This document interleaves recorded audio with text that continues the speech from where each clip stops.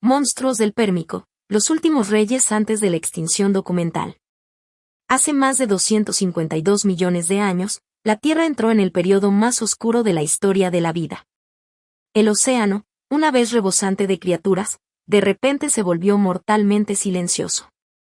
El agua del mar se calentó, las corrientes oceánicas dejaron de circular y el oxígeno se agotó hasta el punto de que el 96% de la vida marina desapareció. Por primera vez, estar bajo el agua era más seguro que estar en tierra. Porque en tierra, un verdadero infierno te esperaba. Imagina pisar un terreno agrietado y abrasado, donde el calor se eleva del suelo como si quisiera incinerar toda vida. Bajo un cielo enrojecido por el polvo volcánico, criaturas extrañas, mitad reptil, mitad ancestro mamífero, deambulaban cazando. No había sombra en ninguna parte. No había lugar seguro.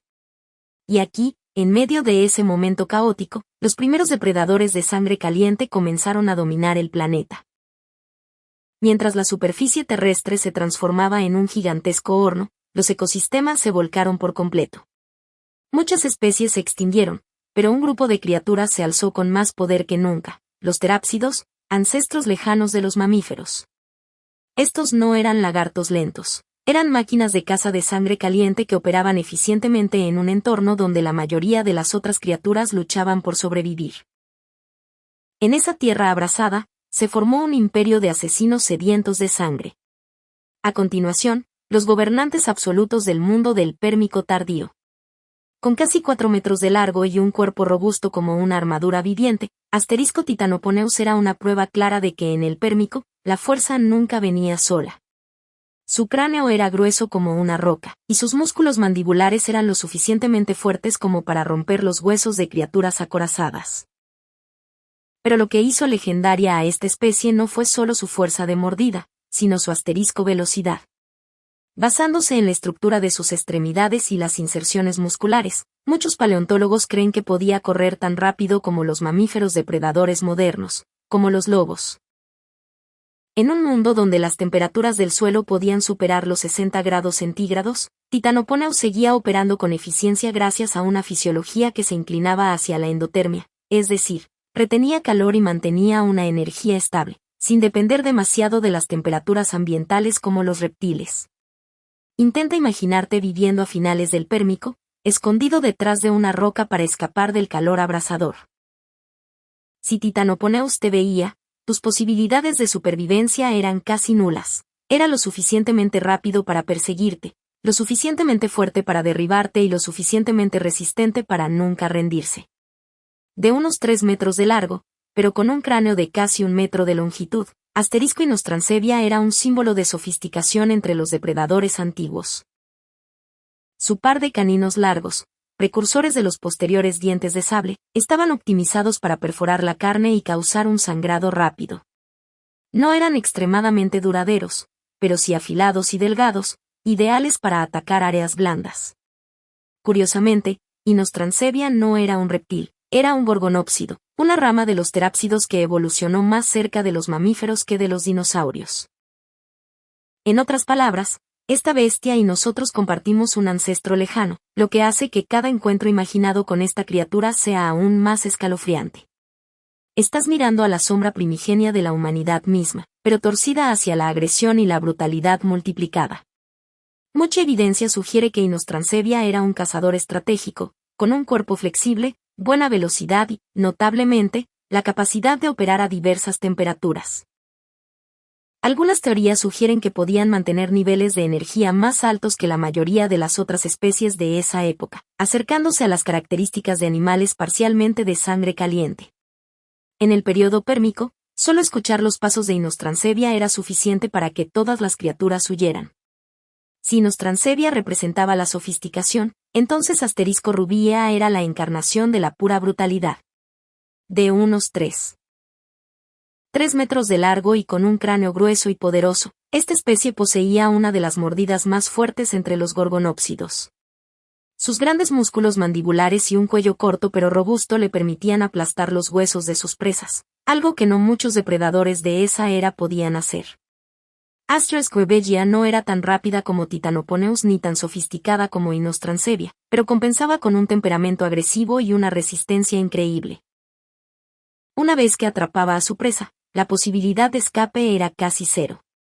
La evidencia fósil sugiere que Rubia atacaba criaturas incluso más grandes que ella, usando sus colmillos y su terrible fuerza de mordida para romper armaduras, triturar huesos y luego despedazarlas. Esta es una criatura con la que no querrías encontrarte bajo ninguna circunstancia, ni siquiera cuando estuviera llena. Con hasta 6 metros de largo y un peso de unos 800 kilogramos, Ankylosaurus fue uno de los primeros gigantes de la familia de los terápsidos. A primera vista, con una cabeza de más de 1 metro y un cuerpo masivo, muchos asumían que era una criatura lenta. Pero estudios recientes sobre la estructura de su cráneo y sus inserciones musculares muestran lo contrario. Ankylosaurus era mucho más rápido de lo que su apariencia sugería. Su gran cráneo albergaba dientes gruesos y fuertes, perfectos para aplastar los huesos de los pareiasaurios acorazados.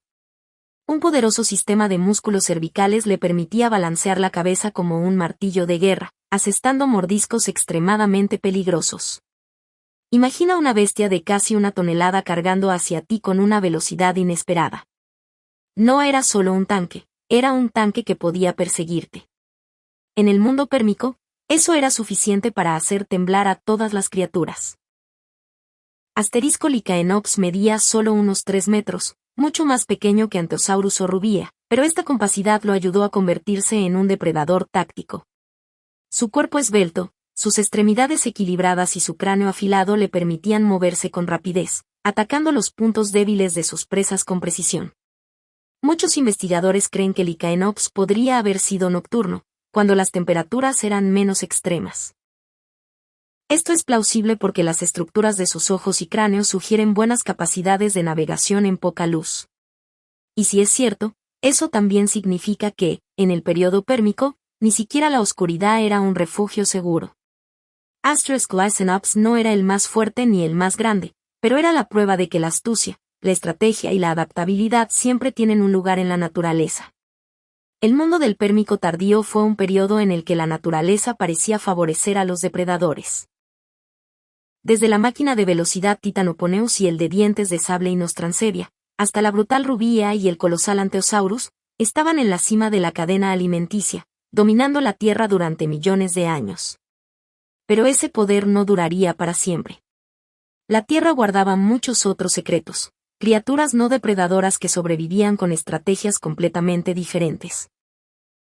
Y mientras los asesinos merodeaban, en el otro lado de la lucha por la supervivencia, un nuevo grupo de criaturas intentaba mantenerse firme ante la sombra de la extinción. En medio del mundo sofocante del Pérmico, donde el suelo se agrietaba y los depredadores acechaban detrás de cada capa de polvo caliente, no todas las criaturas nacieron para atacar. Junto a los sanguinarios gorgonópsidos existía un grupo de animales completamente diferente. Más lentos, más dóciles, pero con estrategias de supervivencia asombrosamente resistentes. Cada especie entre ellos era como un capítulo aparte en el libro de la evolución, donde la naturaleza experimentaba con nuevas formas corporales, armaduras protectoras y estilos de vida. Aunque finalmente serían arrastrados por la tormenta de la extinción, durante millones de años lograron sobrevivir contra el dominio de los feroces depredadores. Con aproximadamente 2,5 metros de largo y un peso de casi 500 kilogramos, Scutosaurus no tenía velocidad ni armas impresionantes. Pero lo que lo hacía destacar era su gruesa armadura que cubría todo su cuerpo, con grandes placas óseas como escudos. Estas placas se unían para formar una estructura sólida, suficiente para bloquear la mayoría de las mordidas de gorgonópsidos de tamaño mediano. Scutosaurus era un herbívoro que se movía lentamente por tierras áridas en busca de musgos y plantas duras. Cuando era atacado, rara vez huía. Su estrategia era simple pero efectiva: volver la cabeza hacia el oponente y embestir con fuerza usando su cráneo duro como una roca. Ninguna característica de Scutosaurus estaba creada para ganar, pero cada una era suficiente para no fracasar. Y en la naturaleza, esa es la estrategia de supervivencia más valiosa. Perteneciente a la familia de los pareiasaurios, como Scutosaurus, Parasaurus tenía una apariencia aún más extraña. De unos 3 metros de largo y aproximadamente 1 tonelada de peso, Su cuerpo estaba cubierto por una armadura gruesa, pero algo más tosca y voluminosa. Su cabeza plana y ancha hizo que muchos investigadores la compararan con una criatura de una pesadilla. A diferencia de Scutosaurus, Parasaurus podía usar su cabeza para combates frontales en disputas territoriales o de apareamiento, como lo evidencia su cráneo inusualmente grueso y una estructura cervical extremadamente fuerte. Sin embargo, en la carrera evolutiva del Pérmico tardío, esa habilidad no fue suficiente para salvar a esta especie de la catástrofe de la gran mortandad. No obstante, Parasaurus aún representa una rama evolutiva interesante. En lugar de competir por velocidad o inteligencia, optaron por maximizar sus defensas, una elección poco atractiva, pero efectiva durante millones de años. Si buscas un opuesto completo a los depredadores de la parte anterior, Moschops es la respuesta. Aproximadamente 2.5 metros de largo, pero con un peso de casi 1 tonelada, poseía un cráneo inusualmente grueso capaz de resistir impactos fuertes, comparable a animales modernos que embisten con la cabeza, como ovejas o bisontes. Muchos científicos creen que Moschops vivía en manadas, a menudo participando en combates cabezazos para establecer jerarquías. Sin embargo, no parecían amenazantes en absoluto. Un cuerpo voluminoso, patas cortas y una cabeza grande lo hacían algo lento y torpe. Curiosamente, el tamaño del cerebro de Moschops mostraba signos de ser más grande que el de muchos herbívoros contemporáneos, lo que sugiere que podrían haber tenido un comportamiento social complejo, una habilidad que requiere una interpretación cuidadosa, pero que es increíblemente fascinante. En un mundo lleno de depredadores, Moschops demuestra que ser dócil no significa ser débil. Con más de 3,5 metros de largo y un peso superior a 1 tonelada, Brachiosaurus fue uno de los pareiasaurios más grandes que jamás existió. Sin colmillos, sin velocidad y sin agilidad, fiel a su nombre, Brachiosaurus era probablemente una criatura lenta, pero bastante segura gracias a su tamaño masivo y un cuerpo tan ancho como un muro de roca. Su estilo de vida podría haber sido comer y luego recostarse, moviéndose lento pero seguro. No obstante, Brachiosaurus fue una de las últimas especies de la familia de los pareiasaurios antes de extinguirse por completo a finales del Pérmico. Su desaparición marcó un punto de inflexión. Las grandes criaturas defensivas dieron paso gradualmente a animales más ágiles en el posterior período Triásico. Scutosaurus, Parasaurus, Moschops y Brachiosaurus una vez dominaron las llanuras pérmicas, no por poder ofensivo, sino por persistencia. Sobrevivieron durante millones de años gracias a su armadura, tamaño, vida en manada o cráneos gruesos. Pero a medida que la Tierra se acercaba al desastre, incluso las mejores estrategias defensivas se volvieron inútiles. La catástrofe ambiental estaba apretando su agarre en silencio. Y no solo en el suelo, el cielo también se convirtió en un campo de batalla para otras criaturas gigantescas. El mundo estaba a punto de cambiar a una nueva tierra donde los insectos eran terroríficamente enormes. El oxígeno abundante hacía que todo explotara, y criaturas con 8, 100 o 1000 patas competían por dominar el suelo húmedo. Dejando atrás las tierras desoladas del Pérmico, imagina retroceder en el tiempo más de 50 millones de años, entrando en un mundo completamente diferente, el período Carbonífero. Ya no hay tierra roja bañada por el sol ni gases tóxicos envolventes. En su lugar, densos bosques donde troncos de árboles de decenas de metros se elevaban hacia el cielo como torres vivientes. El suelo estaba cubierto de musgo y hojas en descomposición, con una humedad tan alta que el vapor de agua era espeso como la niebla. Pero lo más aterrador no estaba en el suelo, sino en el aire. Durante este periodo, los niveles de oxígeno en el aire a veces superaban el 30%, mucho más alto que hoy. Muchos estudios indican que esto provocó que los insectos crecieran hasta tamaños gigantescos. No solo vivían, dominaban. Y en el bosque húmedo, cada vez que dabas un paso, cientos de ojos simples y compuestos podían estar observándote. Con una envergadura de 40 a 55 centímetros, Palaeodictyoptera se convirtió en uno de los primeros insectos gigantes. Sus alas eran delgadas y transparentes como el vidrio, con patrones que asemejaban hojas, posiblemente una forma de camuflaje para evitar depredadores. A diferencia de los insectos terroríficos que aparecerían más tarde, eran casi inofensivos, especializados en succionar savia con sus largas piezas bucales. Curiosamente, Palaeodictyoptera también tenía un pequeño par de alas accesorias en la parte delantera, lo que hacía parecer que poseían 6 alas, una característica del grupo de insectos más antiguo. Dieron inicio a la era de los insectos gigantes con suavidad, pero su sola aparición señalaba que el mundo carbonífero no era un lugar para criaturas pequeñas. Ahora, inclina tu cabeza y mira las hojas en descomposición a tus pies. Un leve crujido y una criatura de 70 centímetros de largo se desliza lentamente. Ese es Pulmonoscorpius, uno de los primeros escorpiones gigantes en vivir completamente en tierra. Su cuerpo estaba acorazado, sus pinzas eran tan grandes como una mano humana, y su cola curvada terminaba en un aguijón venenoso afilado como una aguja. Con ese tamaño, Pulmonoscorpius podía cazar fácilmente anfibios pequeños, insectos e incluso reptiles jóvenes. Su sistema respiratorio de pulmones en libro le ayudaba a respirar en el ambiente húmedo, mientras que su gruesa armadura lo protegía de depredadores más grandes. Si vivieras en el Carbonífero, Pulmonoscorpius no te mataría al instante, pero ciertamente te haría tener miedo de dormir en el suelo.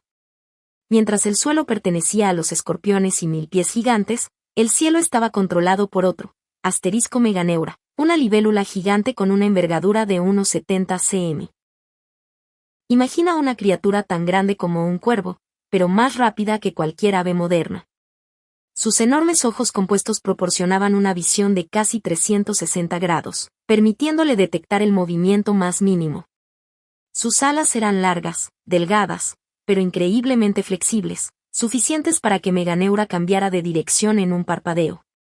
Los investigadores creen que tenía 2 estrategias de caza. Emboscada por velocidad, lanzándose desde arriba y usando sus largas patas para agarrar firmemente a la presa, o acecho lento, rodeando y esperando una oportunidad para luego fijarse en el objetivo con una precisión aterradora gracias a sus ojos compuestos.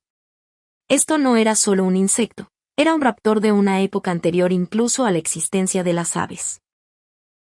Si había algo que hacía que tanto escorpiones como libélulas se apartaran, era Artropleura, el invertebrado terrestre más grande que jamás haya aparecido. Con hasta 2.6 metros de largo y un peso de unos 50 kilogramos, el cuerpo de Artropleura estaba formado por docenas de segmentos acorazados del tamaño de tejas, entrelazados firmemente para crear un escudo móvil. Cuando se deslizaba sobre hojas secas, el sonido crujiente podía escucharse a decenas de metros de distancia. Pero lo más sorprendente es que Artropleura no era un depredador, se alimentaba de hojas en descomposición y plantas caídas, similar al papel de los milpies actuales. Sin embargo, la presencia de una roca viviente más larga que un cuerpo humano era suficiente para poner en guardia a todas las demás criaturas. Cuando fue descubierto por primera vez, Megarachne asombró al mundo, ya que se pensó que era una araña gigante de 1,8 metros de largo, una pesadilla de 6 lados y 8 patas que podía nadar en pantanos. Pero estudios posteriores revelaron una verdad interesante: Megarachne no era una araña, sino un tipo de escorpión marino relacionado lejanamente con los cangrejos herradura actuales. Su cuerpo aplanado, con 2 extremidades delanteras extendidas como remos, le ayudaba a remover el lodo en el fondo de los pantanos para encontrar comida. Aunque ya no ostenta el título de la criatura más aterradora como una vez se pensó, Megarachne sigue siendo un misterio fascinante, demostrando que la paleontología siempre está llena de sorpresas y descubrimientos que pueden cambiar por completo nuestras percepciones. Antes de Megarachne, los euriptéridos, o escorpiones marinos, eran los gobernantes de los océanos poco profundos. Especies como Theropterus o Ibertopterus desarrollaron una estrategia de caza única llamada alimentación por barrido, usando sus amplias extremidades para barrer el lecho marino, removiendo sedimentos para exponer a las presas. La cúspide de este grupo fue Heckelopterus, que alcanzaba 2.5 metros de longitud, con grandes pinzas y un cuerpo robusto, pudiendo cazar peces e incluso otros euriptéridos. Aunque se extinguieron antes del Carbonífero, su legado aún vive en los crustáceos modernos. Esta fue una era en la que no solo en tierra, sino incluso bajo el agua, el tamaño se convirtió en un arma evolutiva. En contraste con estos gigantes, los trigonotarvidos medían solo unos centímetros. Aunque tenían una apariencia similar a una araña, no tejían telarañas ni cazaban al acecho. Eran asesinos ágiles que usaban velocidad y sentidos agudos para atrapar insectos pequeños. Su existencia nos recuerda que en este mundo gigantesco, la evolución no solo creó tamaño, sino también sofisticación. A veces, los más pequeños son los supervivientes más resistentes. El cielo pertenecía a Meganeura, la tierra a Pulmonoscorpius y Artropleura, los pantanos a Megarachne y los bosques a innumerables especies de Palaeodictyoptera. El mundo carbonífero no era un lugar para los débiles. Pero sin importar cuán poderosas fueran, estas criaturas no pudieron escapar al cambio climático y a los masivos cambios geológicos que las esperaban. Luego, al transicionar al Pérmico tardío, la Tierra entraría en la mayor catástrofe de todos los tiempos, la Gran Mortandad, donde toda esta vida sería probada hasta sus límites finales. A lo largo de cientos de millones de años, la Tierra ha sido testigo de innumerables convulsiones. Los bosques gigantes del Carbonífero, los desiertos tórridos del Pérmico y el feroz ascenso de los terápsidos. Pero todos esos capítulos, ya sean gloriosos o sangrientos, condujeron a un punto común: toda vida es frágil ante el poder cambiante del planeta. Y nunca fue eso más evidente que a finales del período Pérmico, cuando la Tierra experimentó el evento de extinción más grande de la historia, la Gran Mortandad. Ningún desastre ocurre de la noche a la mañana. A finales del Pérmico, la naturaleza comenzó a enviar advertencias. A medida que los continentes se fusionaban en el supercontinente Pangea, el clima se volvió más severo, las estaciones secas se alargaron, las lluvias disminuyeron drásticamente y la diferencia de temperatura entre el día y la noche se disparó. Muchos ecosistemas estables durante millones de años ahora enfrentaban sequías, pérdida de vegetación y una competencia feroz entre especies. Pero eso era solo el principio. El verdadero desastre emergió en Siberia, donde ocurrió una de las mayores cadenas de erupciones volcánicas que la Tierra haya presenciado jamás, las trampas siberianas. Este evento no duró solo unos años o siglos, sino cientos de miles de años, bombeando una cantidad colosal de gases de efecto invernadero, incluidos dióxido de carbono y metano, a la atmósfera. A medida que las temperaturas globales aumentaban, el océano, un regulador climático, comenzó a reaccionar de manera catastrófica. El agua de mar se calentó, las corrientes oceánicas dejaron de circular y los niveles de oxígeno cayeron en picado hasta que muchas áreas se convirtieron en vastas zonas muertas. Simultáneamente, el hidrato de metano del lecho marino se liberó a la atmósfera, exacerbando el efecto invernadero, una cadena de eventos que la ciencia moderna todavía trata de reconstruir en detalle. Otras hipótesis añaden posibilidades. Cambios en la órbita terrestre, incendios forestales globales o impactos de meteoritos a menor escala. Ninguna teoría única lo explica todo, pero todas contribuyeron a empujar la vida al borde de la extinción. La Tierra en ese momento era como un cuerpo con fiebre alta, jadeando por un aire tan desequilibrado que ya no podía sostenerse a sí misma. Una vez que esa cadena de eventos comenzó, ninguna especie pudo mantenerse al margen. Los primeros en colapsar fueron los océanos.